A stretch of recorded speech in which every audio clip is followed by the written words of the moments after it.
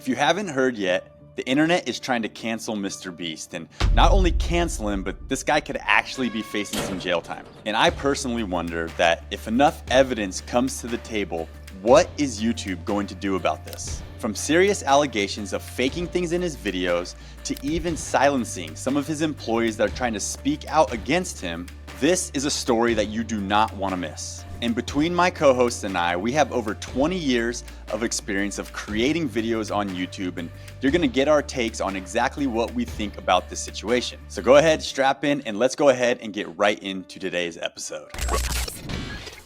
All right, so hey, you do not need an introduction to who Mr. Beast is. He's the biggest creator on YouTube. So in today's episode, we are gonna be talking about why he is going to be getting canceled. There's a recent video that has came out from Dogpack 404. And the crazy thing about this video that he released is that some people are saying that it's been shadow banned by YouTube. Like there's some kind of YouTube controversy coming up because it's got like 200,000 views or maybe more by now. But if you search for it, sometimes you can't even find it. So that's like kind of the definition of shadow ban, where like YouTube suppressing it. So Grant, I know you've seen the video. So what is kind of like your initial reactions to the video and like what all is in it and that? Sure. Well, I guess first thing, as far as it being shadow banned, I believe it has several million views at this point, if I'm not mistaken. So, and it appeared on my feed, like it just sort of was there, and I was like, "Whoa, what?" Clicked on it, watched the whole thing, and as far as my feelings about it, I mean, I guess I was wondering how long Mr. Beast could go being like the top guy without dealing with some major controversy. Because until this point, like, there was some things. There was the whole, what was her name? Rosanna, kind of getting edited out of a video. There was that kind of hide and seek video where she is a YouTuber, was invited to be in the kind of hide and seek video. I think she placed like third or fourth or something, but then she just got edited out of the whole thing because they were trying to include more famous people basically in the story that they were telling with the video. So that was kind of a controversy, but not much happened with that. And then suddenly this video comes out, and suddenly Mr. Beast is doing gambling for children, and it's all very upsetting. There's the whole Chris situation, but we're kind of focusing more on the gambling stuff right now.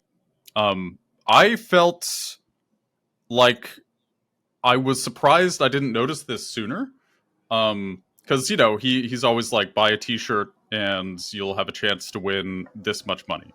And as far as him faking his videos, that didn't surprise me too much. I felt like they were always too perfect, like things happening at the last second. And I don't know if I ever like consciously thought this is fake. I'm not saying like I called it, I totally called it, but I do feel like looking back, all of this seems kind of obvious, There's no way these videos could always be so entertaining. Like there's no way that like all of this could happen in such a way according to the timer that it works perfectly with the story. So yeah, it was disappointing, but like in retrospect, not super surprising. I don't think this is going to end Mr. Beast.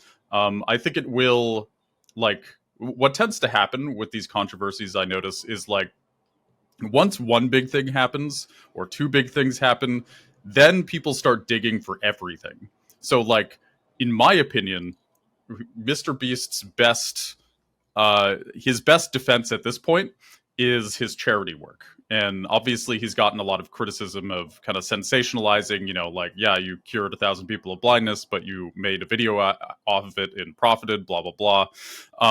But in my opinion, if you're doing all this good, like usually the people in the videos and the people who I've watched like other videos of kind of behind the scenes stuff with his charity work, and people seem legitimately grateful for what he does, whether it's building wells or whatever. So I think as long as his charity work is what it appears to be, I don't think this is going to end him. I think he just kind of found a weird glitch in the system by doing these illegal lotteries. And that really, really sucks, especially because his fan base is children, or a lot of children, of course. Yeah. And some of the stuff is illegal lotteries, right? That's some of the allegations he's facing or whatever. But a lot of it's the faking of the videos, right? And there's two different things there. And there's a lot more different things that we'll talk about in this Hmm. episode. But the idea of faking videos and faking stuff has been on YouTube forever. Now, the problem with it is that Mr. Beast has always claimed that everything's real, and people believed him. Like back in the day when people were faking, I don't know, different skits and stuff, and people said it was real, we'd be like, no, we'd call him out and be like, no, it's fake. When Mr. Beast said, no, it's real, people were like, you're right, it is real. Because everyone loves Mr. Beast. But now that it's coming out that some things are fake, like, there's a countdown timer and it looks like it's going 3, 2, 1, but really they just edited that. There was still 10 minutes on the clock. The contestant finished, and they kind of faked that. That's a problem. And one of the allegations is that the philanthropy is also faked, right? An example that was given was Mr. Beast had a video. I helped 100 blind people see for the first time or correct their vision or whatever like that. And the allegation was like, well, a lot of those people were already going to get that care or that doctor care, that treatment for free anyways. And Mr. Beast has kind of claimed it like he did it. That was the allegation in one of the videos. So I think that's really the danger. And that's where he could get canceled. Like if that stuff turns out to be fake, then he's in some deep water. That will be the biggest deal. Yeah. I didn't know that about people already were going to get the surgery. I'm guessing still there were people who were not going to get it, who otherwise did get it because of Mr. Beast. But that is interesting that, he theoretically was using some people as essentially, content, Mm-hmm. but he wasn't Yeah, necessarily giving them anything.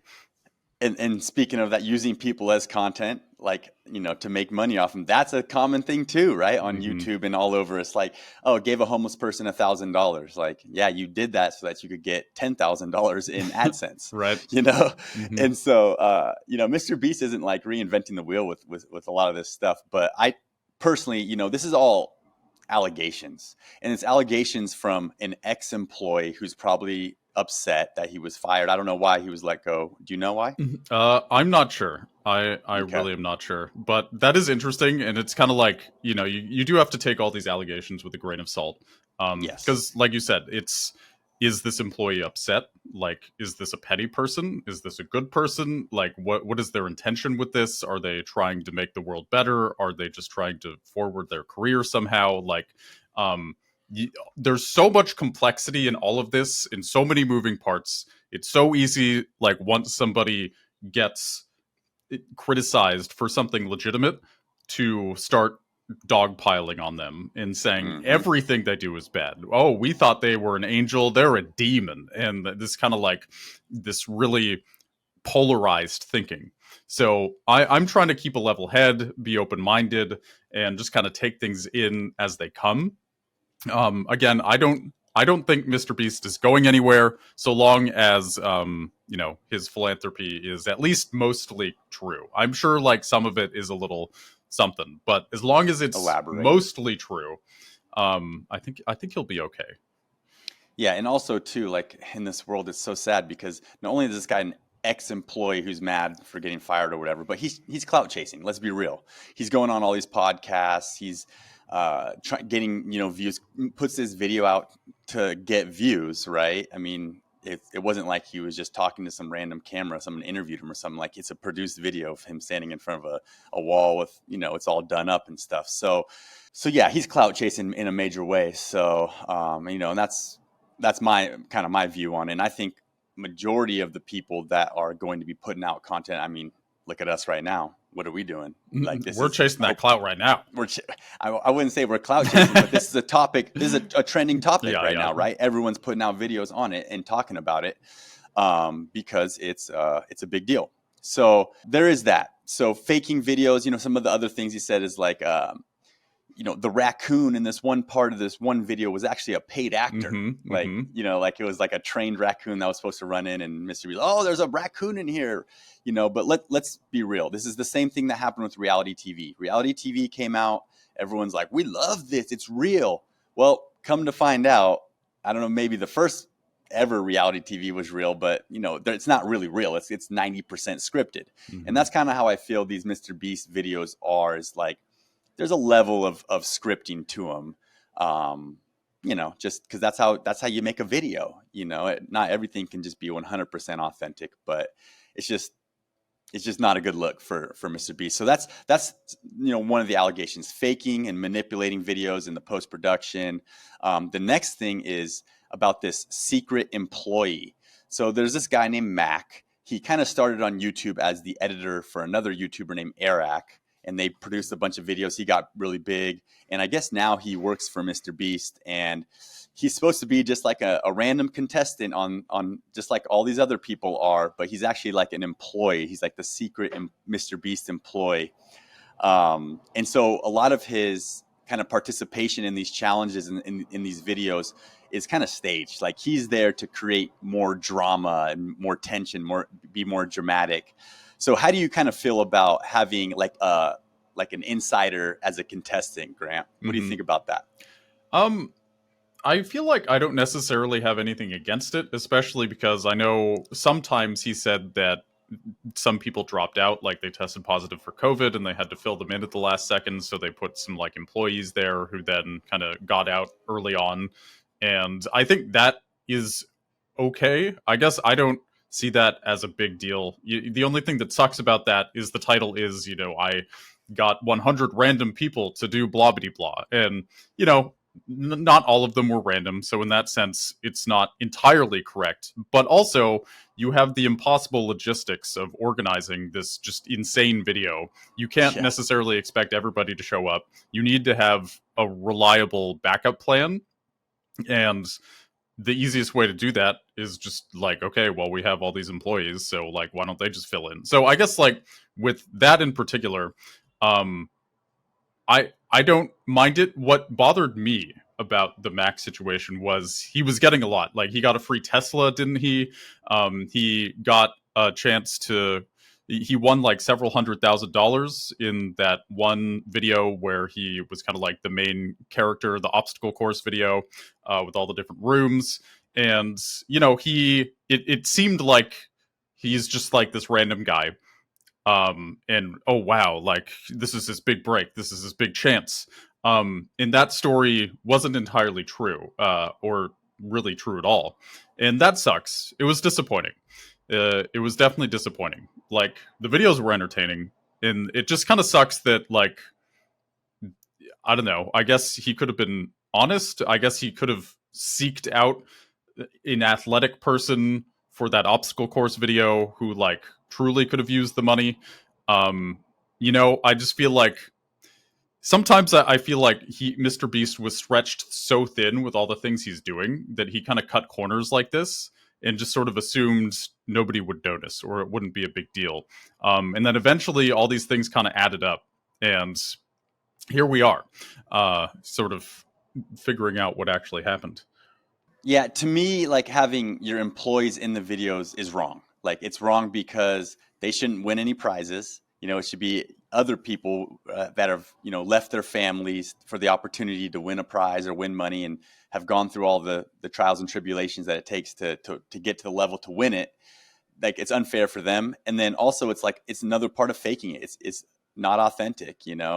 And I understand why he does it. I mean, to me, the reason why I think is like he's like, I'm putting up $5 million to make this video. Like I want to put at least one person in there that's at least going to make it entertaining. Because truth is, the whole contest could go, it could happen, and there couldn't really be anything that's entertaining. It could be just kind of boring. And the stakes are so high for him. The videos have to, Yeah. trigger the algorithm so hard and get Hmm. so many views for it to be worth it, that he's got at this point, he has to fake things. He has to have, plant people in there to make it good, I think. And that's just because the stakes are so high for him. Like, back in the day when he was just making smaller videos, if a video kind of went bust and it didn't get the views, I don't think it was a big deal. But now it's like the next video has to outdo the last one, and so that's what's putting pressure on him to fake things and manipulate these videos. And that's kind of just my view on it. And I don't personally like it. Like I want him to, you know, figure it out. You are Mr. Beast. Like, you are the best YouTuber that's ever lived. Like, you can do it. Like, be confident. You can put together these videos that are going to do well without faking things. I mean, there's always going to be a small amount of faking going on, but yeah, I mean, none of these allegations as far as the faking stuff to me is like deal breakers. Like, changing the time on a clock in post production to me is not a deal breaker. Hmm. Like, to me, It's that's just smart. yeah, it's a little disappointing, but I agree. I'm not like, how could he do that? It's yeah, I don't know. It's like a little less interesting than like now when I watch the videos, I'm kind of aware, okay, Yeah. this isn't what it appears to be necessarily, but it's still kind of entertaining. It's I don't know, this cool story we're watching and whatever. Yeah. It's entertainment. Yeah, it's adding to the narrative. Hopefully in the end he doesn't get into any kind of trouble or canceled or anything, and it just helps him get more views and just improve what he's doing. It's kind of like constructive criticism. But the next thing that he's facing, this is kind of the big one as far as like getting in trouble with the law and stuff, is he's doing all these lotteries, these giveaways, and there's laws and there's rules around what can be considered a lottery, what you can do, what you can't do.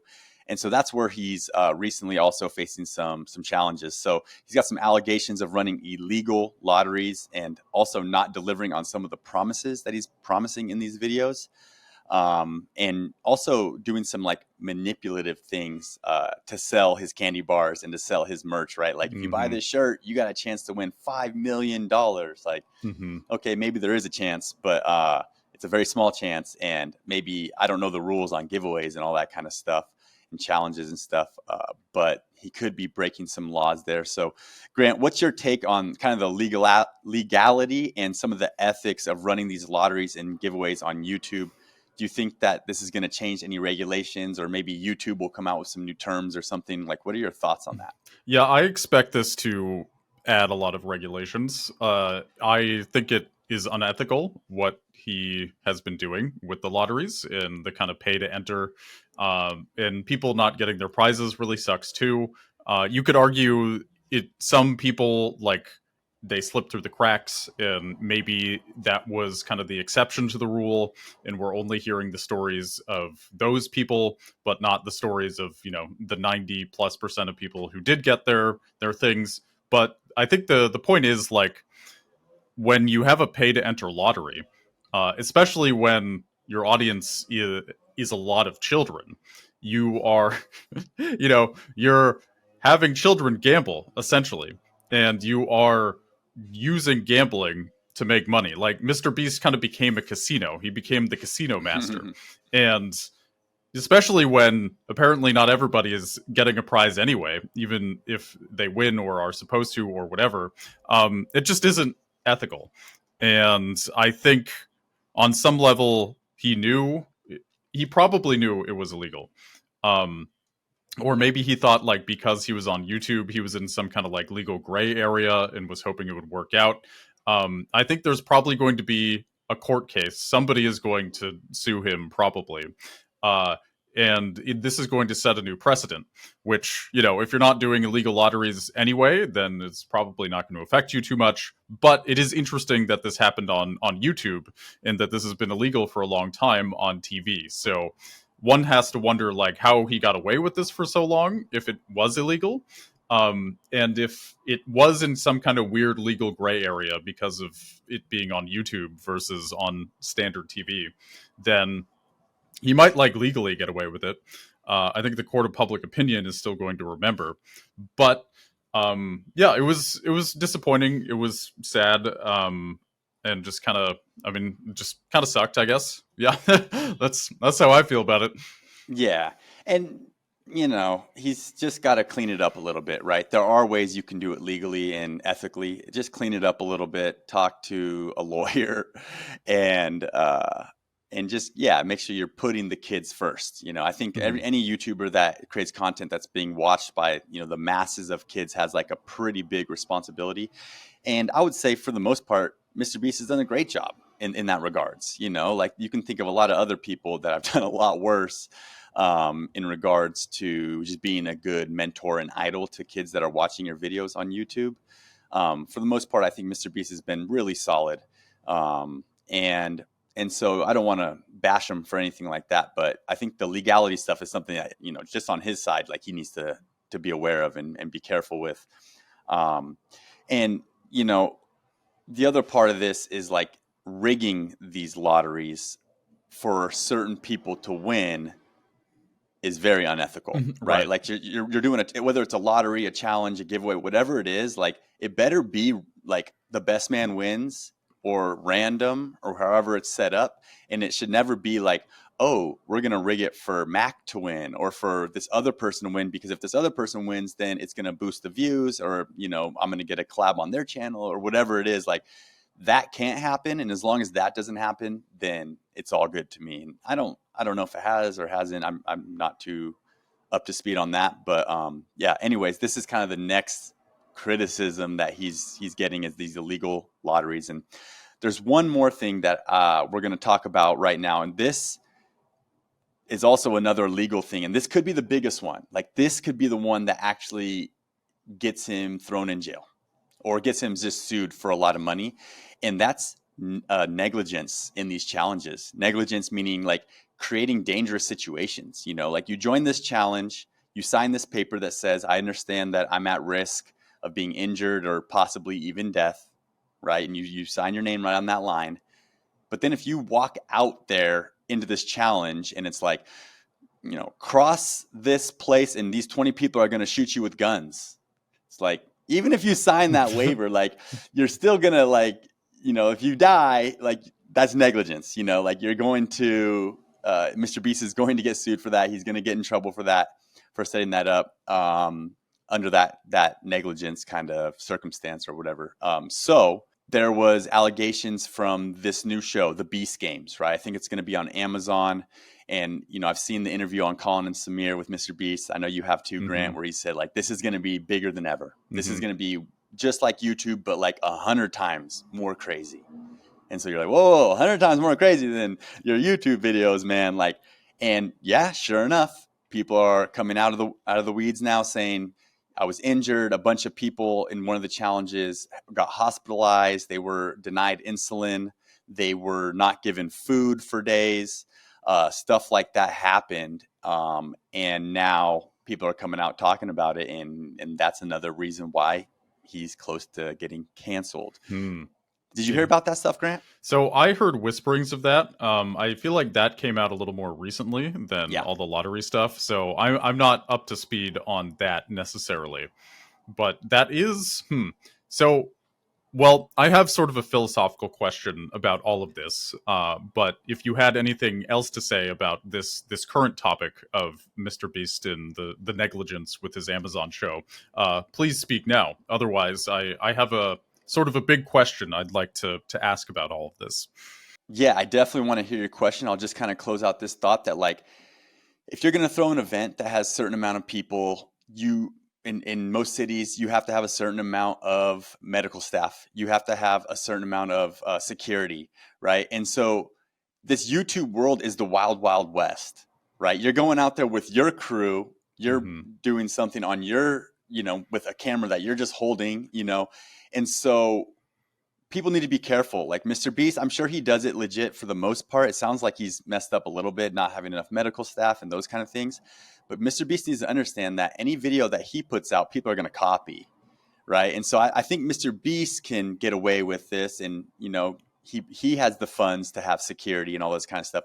But just for all you other YouTubers that are going to go out and say, I'm going to make this video kind of like Mr. Beast, you're kind of just wild, wild westing it with like two of your buddies, and you're going to go jump off a skyscraper or whatever you're going to do. Just know that, there are ramifications, and there's these laws that you got to be careful with. And I just think, who knows if Mr. Beast is really following everything by the book. I don't know. He's a pretty big production at this point, but if he's not, then yeah, he's gonna get a wrist slap for that. So yeah, I'd love to hear what you're thinking, Grant, on this question. Sure. So my question with all of this is, was there any other way Mr. Beast could have entertained us so without doing all of this? Like, was all of this just necessary for him to get to the heights that he was at while we're cheering him on all along.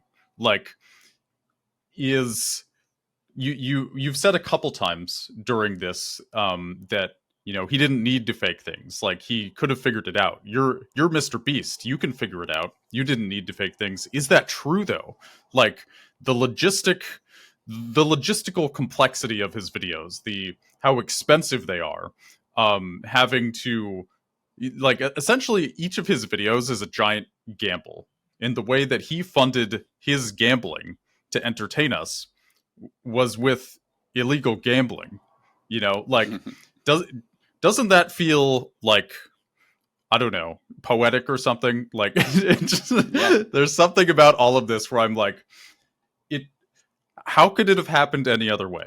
Like, he's so huge. He has done so many things. He has completely changed YouTube in every way. And at least partially, he built it on the back of these issues, the gambling, the faking things. And sometimes I wonder, and this is not to take any responsibility away from him or people he was working with. He is still responsible for his actions, but part of me can't help but ask, like, are we complicit in this in some way? Like, the audience as a collective, where every new video, we're not going to click on it unless it feels bigger and better than the last one. Like, we're sort of prodding him in the direction that he went for, because we're, oh, that seems a little more boring than last time. I'll watch this other video. Like, you got to stay at the top, right? So how do you stay at the top? Well, sometimes the easiest way, or the only way you can surely stay at the top, is to maybe cut some corners, maybe make some money in ways that not the most ethical, or straight up unethical, rather. And is the audience as a collective somehow complicit in this? Like, when I and this is a very, like, dramatic example, so I apologize, but when you look at, like, the gladiator games in Rome or whatever, like, yeah, the gladiators are the ones killing each other, but, like, isn't the audience cheering them on? Like, maybe the audience, we as the audience, were lied to, right? Like, we didn't necessarily know what was going on, but also we knew about the gambling. Like, everybody knew about it. Buy a Feastables and you have a chance to win this. Like, that was never a secret. He's always been doing that. And meanwhile, the whole time, what do we say? We say we love you, Mr. Beast. We want to see more Mr. Beast. We want to see bigger and better Mr. Beast. Please, Mr. Beast. Oh, you built the wells. Please, Mr. Beast. Like, I don't know. I can't help but feel that there's this weird relationship between, like, him and his audience. And yes, he desires to keep building and he wants to make it bigger and he wants to be successful. And sure, there's ego involved in that. But ultimately, like, I think we as people, we just wanted to keep seeing bigger and better. And he knew that. And he did what he had to do to make that happen. And that sucks. Like, all of that just kind of sucks. I just, like, how do you feel about that? Do you feel like we as an audience are at least partially complicit in what has transpired here? Yeah, I think so. I think definitely. And with every, empire that gets built, there's always an end to it. There's always a destruction of the empire, because at some point it just crumbles, and I think it's not that Mr. Beast is going to crumble, but I think he's going to pivot. He's going to pivot. We're going to see a pivot out of him. He's going to find a new way, because he is that guy. He is that YouTuber that we all love and that the best that's ever done it. He'll find a way to keep it going. But I think he's going to have to take a step back first. And I don't think he's going to be able to get a 1 of 10 every time now. And the next video is better than the last. I think he's going to have to kind of maybe revamp his formats a little bit, come up with a new kind of video format, and keep that thing going, man. His biggest problem is he just raised the stakes too quickly. Like, he went from like, saying Logan Paul's name 10,000 times in a video to like giving away, 100 Teslas or whatever it was, 1,000 iPhones.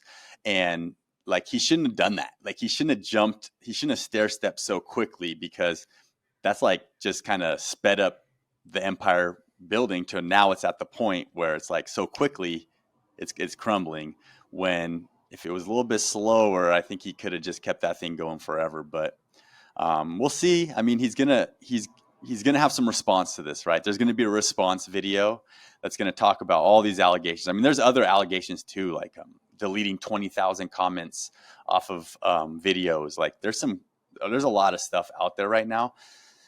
It's just hard to tell what's true. That's the problem. We don't really know what all is true. Like even in this whole illegal lotteries, illegal giveaways, I really don't know the law. Like I don't know what's actually factual. So I wish that there could be a video, maybe his video, that could come out and just explain everything. Because yeah, there's the kind of the controversy with Chris and all that kind of stuff that's happened, but like that doesn't really that's not him. Like I mean, yes, there's some responsibility to his part, but like these videos, these illegal lotteries, like that's him. Like that's all on him, and like that's where the law is gonna, either say he's innocent or guilty, and yeah, are the people to blame? Yeah, like he gave us what we wanted, like that's all he's been doing. Like he's just been giving us what we wanted, coming up with stuff that he thought that his viewers would love, and yeah, he's crossed the line a little bit. So that's essentially how I think the situation is ended. Any final thoughts, Grant? Just this thought that whenever somebody gets really huge and really successful, I feel like at some point it always becomes revealed like some kind of shortcut was taken, or something like there was a little bit of sketchiness involved, and that seems to be universally true. I guess it's not necessarily always true, but to get to the top, do you have to step on some toes? I don't know. This question has really been bugging me. And I feel like this controversy has been a really big, I guess, reminder of that, of like, what does it take to be extremely successful? Can you do it by being completely moral, by being completely innocent? I don't think so. I don't think so. And it's just, is that the way of the world? I don't know. I mean, you have like the Casey Neistats and the whatevers, but he's not as big as Mr. Beast. He's Exactly. not like incredibly successful, like no controversies, nothing. Emma Chamberlain doing great, but like, yeah, to get to that huge level of success, there just always seems to be something. There's something off, and that kind of sucks. Kind of sucks. And it's true. To get that big, basically what I'm taking from this is you got to risk it all. You do. Yeah. You got to risk it all. I mean, if you're scared, you're not going to get that big. There's going to be a plateau. So Mr. Beast is definitely one person that is willing to risk it all and do whatever it takes to get there. And it's one of the reasons that we all love him. Right? Yeah, so I respect that. I respect that. I respect that too. I mean, he's a one of one kind of person, and it's the reason that he's so big. And I personally hope that nothing bad happens to him. I hope this all just kind of brushes over. I hope he comes out with a video that explains it, and we can just move on and continue to enjoy Mr. Beast with him using a little bit more caution, a little bit more safety in his videos, and that's it. Yep. All right. Thank you guys so much for watching today's episode. If you're watching on YouTube, please subscribe, leave a comment, let us know what you guys think. If you're listening on iTunes or any other podcast platform, you can go ahead and follow us there. Please leave us a 5-star review if you like today's episode, and we will see you guys in the next episode.